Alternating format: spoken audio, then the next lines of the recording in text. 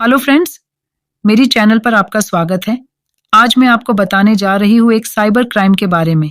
ये कहानी है राजस्थान की जयपुर की। दो किडनैपर एक बैंक ऑफिसर को किडनैप करके 2 करोड़ की डिमांड रखे थे। 20 मई 2022 आंधी उस दिन जब जैसी ही राहुल की आंखें खुली उसने पाया कि वह एक बंद कमरे में है जिसमें बहुत सन्नाटा छाया हुआ है और कमरे के चारों ओर 4 दरवाजे हैं लेकिन चारों भी बंद हैं और वह अकेला इस कमरे में कैद है। वह ऑफिस से निकाला और अपने घर में बैठा था। एक अचानक पीछे से किसी ने उसके सर पर हमला किया और डायरेक्ट उसने अपने आप को इस बंद कमरे में पाया।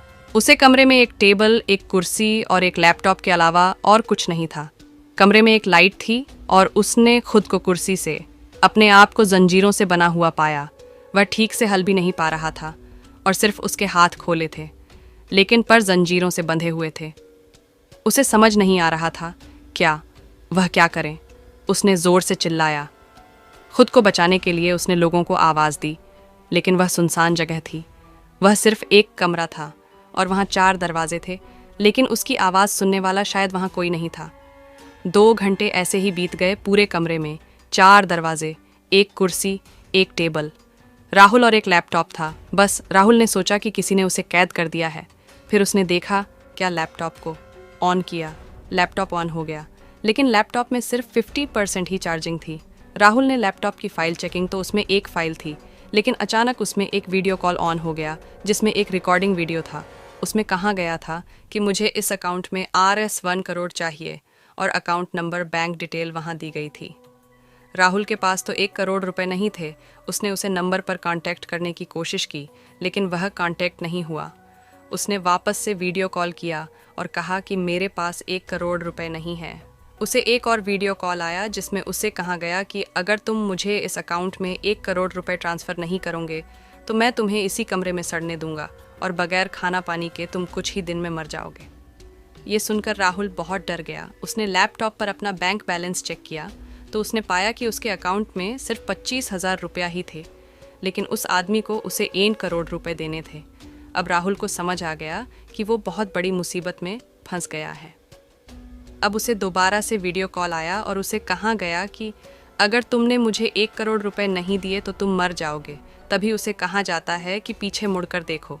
मुझे ऐसे ही पीछे मुड़कर देखता है तो दम हो जाता है क्योंकि उसके पीछे एक आदमी की लाश पड़ी होती है और उसे कहा जाता है कि इसमें भी मुझे पैसे नहीं दिए थे इसलिए मैंने इसे मार दिया। राहुल समझ रहा था कि अभी तक वह कमरे में अकेला था लेकिन वह एक लाश के साथ उसे कमरे में था। अब और भी डर गया और उसके पसीने छूटने लगे।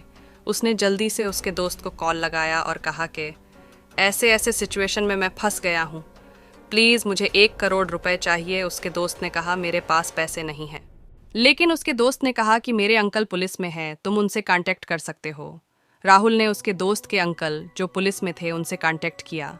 उन्होंने कहा कि ये तो साइबर क्राइम लग रहा है और उन्होंने उसे पर रखने के लिए कहा। पर साइबर क्राइम की टीम से उसका कांटेक्ट करवाया लेकिन जैसे ही साइबर क्राइम की टीम से राहुल का कांटेक्ट हुआ, कॉल कट गया और वापस से उसे इस आदमी का फ़ोन आया और वह आदमी ने कहा अब तुमने बहुत बड़ी गलती की है, तुमने पुलिस को इन्फॉर्मेशन दी है। वह पहले वाले आदमी ने भी पुलिस से कांटेक्ट करने की कोशिश की थी इसलिए मैंने उसे मार दिया। अब तुमने भी पुलिस से कांटेक्ट किया, मैं तुम्हें मारूंगा नहीं लेकिन अब मुझे तुमसे 1 करोड़ नहीं बल्कि 2 करोड़ रुपए चाहिए, वह भी 1 घंटे के अंदर। अगर 1 घंटे में तुमने मुझे 2 करोड़ रुपए नहीं दिया तो मैं तुम्हें यहीं पर मार दूंगा और अगर तुमने मुझे 2 करोड़ रुपए दे दिए तुम्हारे पैरों की जंजीर खुल जाएगी और दरवाजे भी अपने आप खुल जाएगा और तुम बाहर जाकर अपनी ज़िंदगी जी सकते हैं। राहुल को और टेंशन होने लगी तो उसको 2 करोड़ रुपए देने हैं। अब उसे वापस से साइबर क्राइम वालों को फ़ोन आया लेकिन राहुल ने कॉल डिस्कनेक्ट कर दिया क्योंकि उसे लग चुका था कि हो ना हो आदमी इसे ज़रूर कर रहा है। पर यह देखकर राहुल ने थोड़ा अकालमंदी से कम लिया। थोड़ी देर में उसे आदमी का कॉल आया। आदमी ने कहा कि तुम्हारे पास 2 रास्ते हैं। मैं तुम्हें 10 लोगों के बैंक अकाउंट की डिटेल देता हूँ। तुम उनसे हैक करके उन सभी के अकाउंट से 20-20 लाख रुपए मेरे अकाउंट में डालो जिससे कि 2 करोड़ रुपए पूरे हो जाएंगे। ये दूसरा तरीका है। या फिर तुम अपने अकाउंट से मेरे अकाउंट में 2 करोड़ रुपए डालो। राहुल ने कहा मैं दूसरों की अकाउंट से पैसे निकाल सकता हूँ, ये तो इल्लीगल है। आदमी ने कहा मुझे पता है कि तुम ये कर सकते हो, क्योंकि तुम जहाँ काम करते हो वहाँ पर तुम्हें ये सिखाया जाता है कि कैसे लोगों के अकाउंट से पैसे निकाले जा सकते हैं। राहुल बड़ी ही होशियारी से कम लेता है और लोगों के अकाउंट चेक करता है, लेकिन वह जानता था कि यह काम करना गलत है। वह कोडिंग करता है और कोडिंग में अपना मैसेज लिखकर क्राइम ब्रांच को देता है और साइबर क्राइम को उसके लोकेशन सेट करवाता है। साइबर क्राइम का ऑफिस नज़दीकी होता है। उन्हें जैसे ही मैसेज मिलता है वह फटाक से आते हैं और राहुल को बचा लेते हैं। राहुल अपनी अक्लमंदी से उसे किडनैपर से बच जाता है और लोगों के पैसे डूबने से बचा लेता है।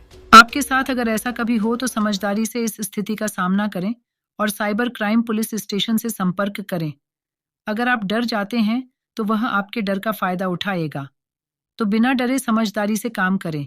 अगर आपके वीडियो अच्छा लगा तो वीडियो को लाइक करो और हमारे चैनल पर नए हो तो चैनल को सब्सक्राइब करो। मिलते हैं एक नई दिलचस्प कहानी के साथ। जय श्री राम।